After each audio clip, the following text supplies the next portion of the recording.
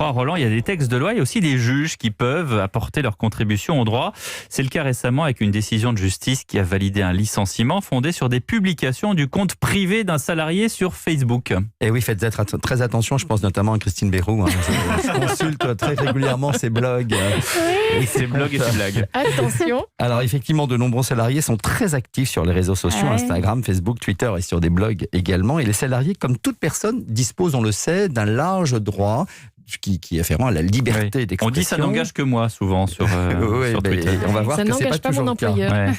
Et même chose pour la vie privée des salariés, elle est sacrée et a priori les réseaux sociaux devraient en faire partie, si ce n'est que des propos exprimés par les salariés sur les pages de leur téléphone, ordinateur ou application restent personnels et privés, sauf s'il s'agit de propos injurieux, diffamatoires, dénigrants ou, attention, comme on va le voir là, révèlent des informations confidentielles de l'entreprise. On peut revenir sur le cas précis de ce salarié ?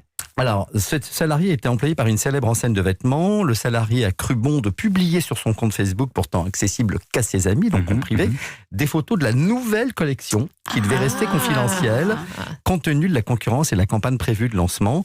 Résultat, le salarié a été licencié pour faute grave, privative de toute indemnité.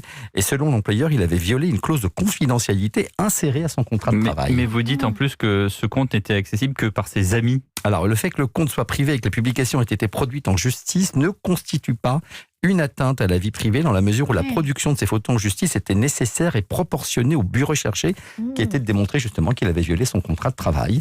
Donc même sur un compte privé, vous avez des amis et des amis peuvent avoir accès à des informations confidentielles et à partir de là, vous avez violé votre contrat de travail. Vous avez compris, Christine ? J'ai pris des notes. Anne Le Gall, vous avez été